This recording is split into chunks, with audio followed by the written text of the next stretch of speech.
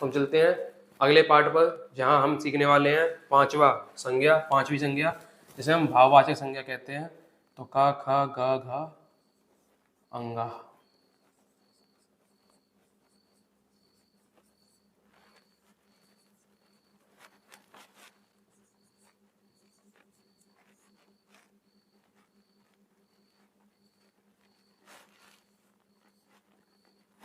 भाववाचक संज्ञा कहते हैं। भाववाचक संज्ञा में होगा क्या? गुण, दशा, दशा को ही अवस्था कहा जाता है, कार्य आदि इसमें देखने को मिलेंगे।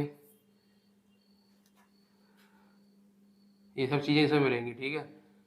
दूसरा जो सीखने समझाने लायक है वो ये है कि ना देखने योग्य, तीसरा है अगणनीय, गिनती नहीं कर सकते, ठीक है। कोई का गुण है, कोई की दशा है, कोई की अवस्था है, कोई काम है, उसको गिन सकते हो क्या? नहीं गिन सकते। समझो भाई कैसे कैसे, इतना समझ जाना कि भाववाचक संज्ञा के अंदर गुण बताए जाते हैं, दशा बताई जाती है, अवस्था बताई जाती है, कोई काम बताया जाता है, कोई दोष बताया जाता है, ये संज्ञा है, ठीक है। जो है सब अच्छा है। एक बात तो समझ लो, इनकी गणना नहीं की जा सकती कि भाई 1 घबराहट, 1 लाचारी, 5 भूख, 2 सच, 5 झूठ, 18 कड़वा, या ऐसे करके इनकी गणना नहीं हो सकती। इनको देखा नहीं जा सकता, केवल महसूस कर सकते हैं, छूकर, सुनकर, या कैसे भी करके केवल महसूस कर सकते हैं। इनमें कार्य, अवस्था, दशा, गुण आदि का वर्णन किया जाता है, ठीक है। जब जब इन चीज़ों की बात की जाए तभी वो संज्ञा होगी, ठीक है। संज्ञा को पहचानने की समझ लो पहले कंडीशन। संज्ञा को पहचाने कैसे? संज्ञा को पहचानने के लिए आपको प्रश्न करना पड़ेगा, क्या, कौन, किसने, किसको,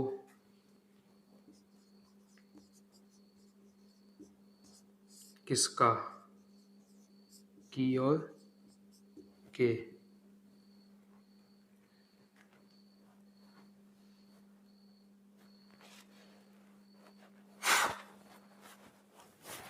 इन सभी शब्दों से पूछना पड़ेगा, ठीक है। ये मार्कर किसका है? ये देखो किसका, किसकी, किसके, शर्ट किसकी है, रुपए किसके हैं, तो इसमें तुम किसी व्यक्ति का नाम बोलोगे पता लग जाएगा। ये जंजीर किसकी है, ये पट्टा किसका है, साकर किसकी, तो किसी जानवर का पता लग जाएगा। किसको बुलाना है,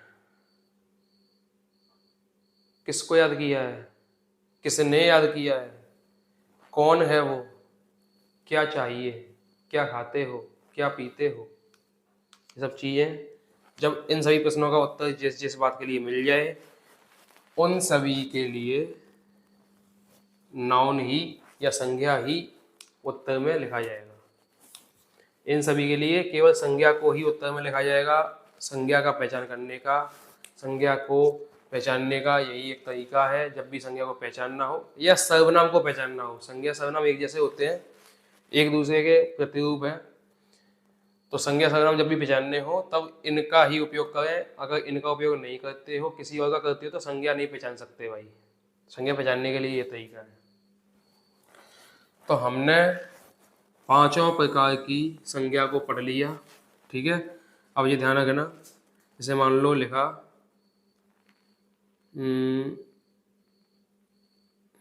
प्रतीक,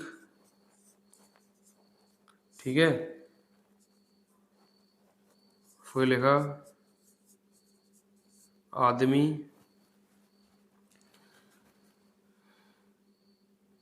फिर लिखा कक्षा, आदमी ना लिख के अगर लिख दें लड़का,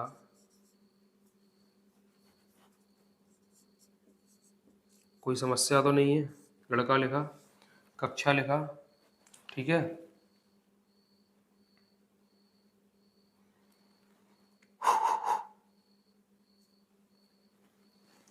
और क्या लिख सकते हैं?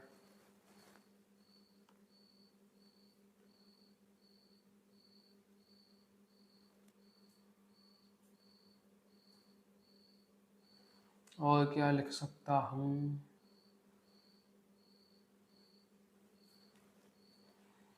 इसमें अंगूठी लिख दो।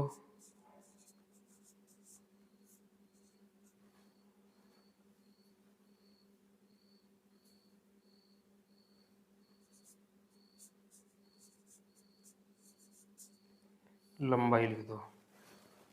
ये चीजें लग गई। अब देखो, प्रतीक किसी इंसान का नाम होगा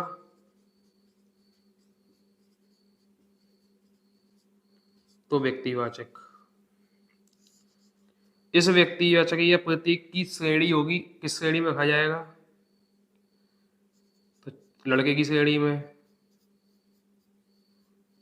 ठीक है।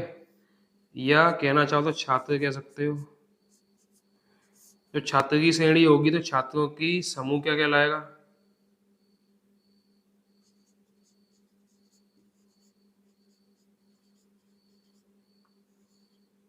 कक्षा कहलाएगी। कोई छात्र, कोई लड़का, कोई प्रतीक अंगूठी पहन सकता है ना?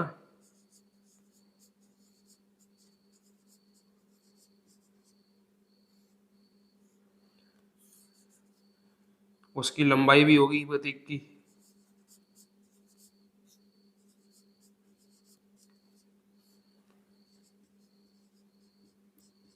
संज्ञा, संज्ञा, संज्ञा, संज्ञा। ये हो गया भाई संज्ञा। तो संज्ञा किस प्रकार से बन जाती है? किसी एक का नाम लिया व्यक्ति विशेष का, तो उसका नाम लिया, वो संज्ञा हो गया। कौन सा? व्यक्तिवाचक संज्ञा। उस संज्ञा को किस श्रेणी में, किस वर्ग में, किस कैटेगरी या सेक्शन में रखा जाएगा, तो उसको कह दिया जाएगा जातिवाचक। उसी लड़के का, उसी संज्ञा का, व्यक्तिवाचक संज्ञा का एक समूह होगा जिसमें वो शामिल हुआ होगा, उसे समूहवाचक संज्ञा कह दिया जाएगा उस समूह को। पर वही लड़का कुछ खाने पीने को रखे होगा अपने पास, या कुछ पहनने ओढ़ने को रखे होगा अपने पास, तो उस चीज को क्या कह दिया जाएगा? पदार्थवाचक संज्ञा। उसी लड़के की लंबाई भी होगी तो उसके कह दिया जाएगा भाववाचक संज्ञा। तो किसी भी संज्ञा की, किसी भी एक संज्ञा में ये पांचों प्रकार की संज्ञाओं को हम गिन सकते हैं, ढूंढ सकते हैं या देख सकते हैं, ठीक है। इसमें ये व्यक्तिवाचक हो गया, ये जातिवाचक हो गया, ये समूहवाचक हो गया, पदार्थवाचक हो गया, और ये भाववाचक हो गया। समझ में आ गई बात? तो पांचों के पांचों संज्ञाओं को हम इस प्रकार से भी समझ सकते हैं कि भाई ये पांचों के पांच संज्ञा के प्रकार हो गए। अब अगला क्या होगा? अगला ये होगा कि हमें काफी सारी चीजों से भाववाचक संज्ञा बनाना सीखनी है। काफी सारी चीजें समझ में आती है कैसे, पता है? काफी सारी चीजें कैसे कि एक तो तुम विशेषण से भाववाचक बना सकते हो। ये भाववाचक बनाने के तरीके हैं, लिख देता हूं मैं।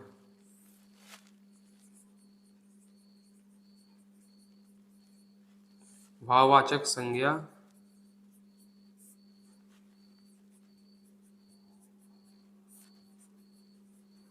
बनाना सीखें। और ध्यान रखना, इससे बहुत क्वेश्चन बनते हैं पेपर में, बहुत मतलब बहुत, ठीक है। किस किस से बन सकती है भाववाचक? का संज्ञा से ही संज्ञा बन सकती है भाववाचक। खा सर्वनाम से भी बन सकती है भाववाचक। गा विशेषण से ही बन सकती है भाववाचक। घा क्रिया से भी बन सकती है भाववाचक संज्ञा, ठीक है। पांचवा ग्रुप हो जाएगा अव्यय से भाववाचक।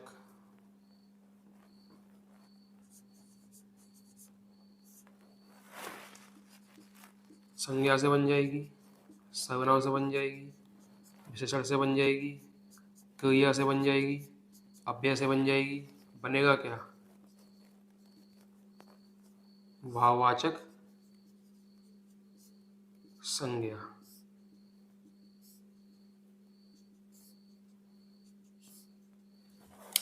ये हो गया ये। और बताएं क्या कर सकते हैं आपके लिए।